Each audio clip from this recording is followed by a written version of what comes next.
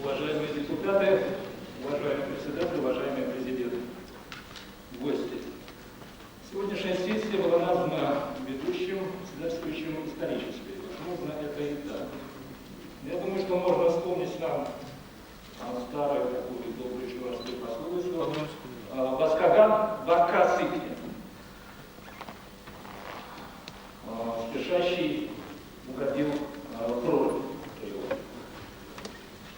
Сам процесс конституционный, который происходил на моих глазах, я тоже в какой-то степени, будучи депутатом Верховного Совета, в свое время принимал в этом участие, я считаю, начинается, естественно, не вчера начался, не сегодня. Это процесс развития чувашской государственности в целом. Ну, важные точки, важные вехи вы все знаете. Это 20-й год чувашской автономии, 25-й год Чувашская республика автономная. И, я думаю, важным этапом был также год 90-й, когда наша республика, как и другие республики, как сама Российская Федерация в целом, приняла декларацию о государственном суверенитете Чувашской республики. И там было записано тогда, это небольшой документ, но здесь есть свидетели, депутаты того Верховного Совета.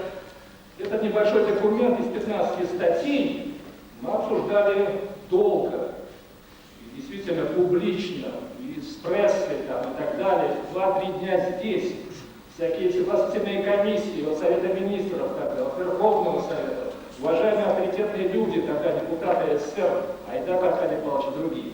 Это был такой действительно процесс, очень важный, я думаю, и он как бы обозначил определенную веху развития чувашской государственности. Там было записано также в этой декларации, последняя статья, что она является основой для принятия новой Конституции Чувашской Республики. Ну, дальше процесс шел по-разному, это уже об этом все знаете.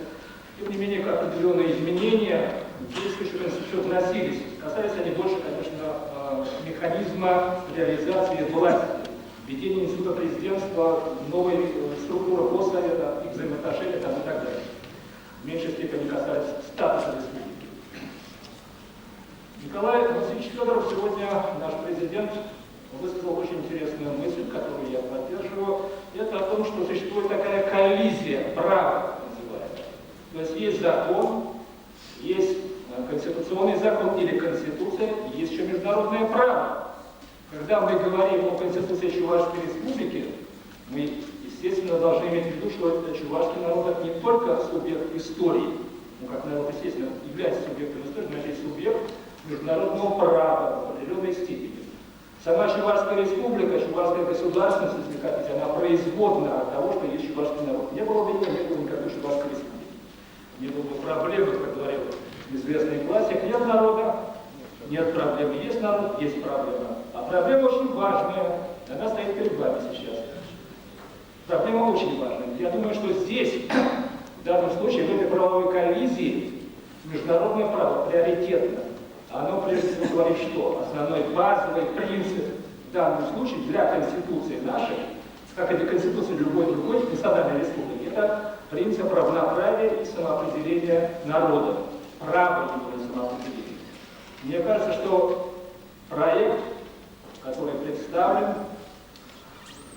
он не содержит этой нормы международного права, хотя даже Конституция Российской Федерации, статья 15, пункт 4, признает приоритет принципов и норм международного права над внутренним законодательством. А здесь это чрезвычайно важный принцип. Это как бы нет предмета обсуждения и предмета как бы принятия. Нет здесь понятия суверенитет, исходя из текста той декларации. Хотя я думаю, что суверенитет это тоже один из признаков, один из базовых принципов того же права народа на самоопределение. Здесь оно как бы исчезло. Другие республики, как мы знаем, Татарстан, наши соседи, Башкортостан, Саха-Якутия и многие другие, они реализуют свой суверенитет в рамках, естественно, правового поля Российской Федерации, в рамках международного правового поля, и это достаточно дает им эффективные механизмы защиты прав, свобод своих граждан, определенное поддержание уровня сами по экономической жизни, определенную стабильность, которая как бы жизнь в республике, это не какое-то уединение, не какой-то остров, естественно, но тем не менее определенные защитные механизмы против всех коллизий, или говоря, так сказать, в современном языком, разборах, которые происходят на федеральном уровне, есть определенная какая-то защита. И это мы знаем. Бывая в Татарстане, бывая в Башкортостане и в других местах также. Я думаю, что это тоже важное понятие суверенитета, механизм его реализации, которое должно быть в этом тексте основного закона.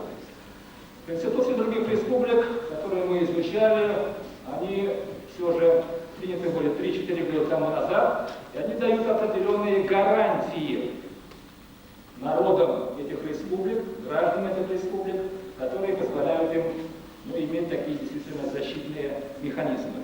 В этом смысле наша Конституция, к сожалению, она не выдерживает никакого сравнения с этими конституциями. Она подготовлена наспех, я бы сказал, хотя это называется проект согласованный Конституционной комиссией. Вы знаете, было 4 проекта совета, они были опубликованы в 1995 году, в апреле месяце. Но, к сожалению, там многие, мне кажется, разумные, здравые положения других проектов, они могли бы быть учтены вот в этом согласованном, сводном, так сказать, проекте. Но здесь их, к сожалению, нет. К сожалению, нет. Я думаю, что вот это ответственное решение, которое вам предстоит принять, здесь нужно именно учесть то, чтобы как бы не было нам потом стыдно за этот наш исторический день и за эту нашу запись в истории. Боюсь, что, скорее всего, в историю мы попадем, но не мы, принимать будете вы, сейчас Конституцию, попадете, скорее всего, на позорные ее страницы, нежели чем на белые страницы нашей современной чувашской истории. Я думаю, что этот проект, который обсуждается сейчас, это шаг назад в определении статуса чувашской государственности. Определенный даже шаг назад, даже в сравнении с 90-м годом, даже, может быть, даже и раньше, если взять процесс становления чувашской государственности. Здесь я не хочу затрагивать такие проблемы, мне кажется, это проблемы естественные. Если у нас республика, значит, у нас есть граждане республики. Но они одновременно являются гражданами Российской Федерации.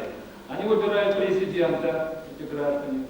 Они выбирают депутатов Государственного Совета. Они выбирают органы местного самоуправления.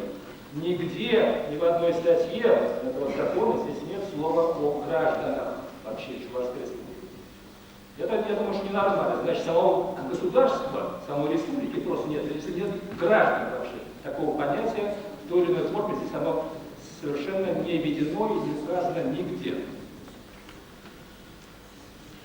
Вот эти соображения, мне кажется, они являются ключевыми. Это базовые признаки, в конце концов, государственности, так или иначе, суверенитет, гражданство, механизм, какой-то институт гражданства и приоритет норм международного права. Я думаю, что это очень важно.